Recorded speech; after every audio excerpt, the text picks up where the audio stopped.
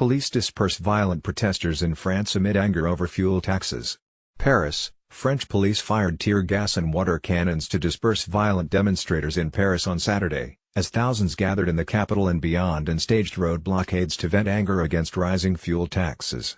Thousands of police were deployed nationwide to contain the eighth day of deadly demonstrations that started as protests against tax but morphed into a rebuke of President Emmanuel Macron and the perceived elitism of France's ruling class.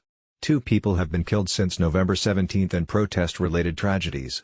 Tense clashes on the Champs-Élysées that ended by dusk Saturday saw police face off with demonstrators who burned plywood, wielded placards reading "Death to Taxes" and upturned a large vehicle. At least 19 people, including 4 police officers, were slightly hurt and 1 person had more serious injuries in the day of unrest in Paris, according to police. Macron responded in a strongly worded tweet, "Shame on those who attacked police. Shame on those who were violent against other citizens, no place for this violence in the Republic." Police said that dozens of protesters were detained for throwing projectiles, among other acts. By nightfall the Champs-Élysées was smoldering and in the Place de la Madeleine, burned scooters lay on the sidewalk like blackened shells. "It's going to trigger a civil war and me, like most other citizens, we're all ready," said Benjamin Brinaud, a 21-year-old protester from Chartres. "They take everything from us. They steal everything from us," said 21-year-old Laura Cordonnier. The famed avenue was speckled with plumes of smoke and neon, owing to the color of the vests the self-styled yellow jacket protesters don. French drivers are required to keep neon security vests in their vehicles. Interior Minister Christophe Castaner said that 8,000 protesters flooded the Champs-Élysées at the demonstration's peak and there were nearly 106,000 protesters and 130 arrests in total nationwide. Castaner denounced protesters from the far right whom he called rebellious, as he accused National Assembly leader Marine Le Pen of encouraging them. But the Interior Ministry played down the scale of Saturday's demonstrations by highlighting that up to 280,000 people took part in last Saturday's protest. The unrest is proving a major challenge for embattled Macron, who's suffering in the polls.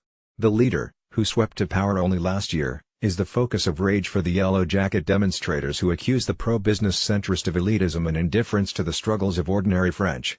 Macron has so far held strong and insisted the fuel tax rises are a necessary pain to reduce France's dependence on fossil fuels and fund renewable energy investments, a cornerstone of his reforms of the nation. He will defend fresh plans to make the energy transition easier next week. Paris deployed some 3,000 security forces on Saturday, notably around tourist-frequented areas, after an unauthorized attempt last week to march on the presidential Élysée Palace. Police officials said that a no-go zone, set up around key areas including the Presidential Palace and the National Assembly on the left bank of the Seine River, has not been breached. But authorities are struggling because the movement has no clear leader and has attracted a motley group of people with broadly varying demands. The anger is mainly over a hike in the diesel fuel tax, which has gone up 7 euro cents per liter, nearly 30 US cents per gallon, and will keep climbing in coming years, according to Transport Minister Elizabeth Borne. The tax on gasoline is also to increase 4 euro cents. Gasoline currently costs about 1.64 euros a liter in Paris, $7.06 a gallon, slightly more than diesel.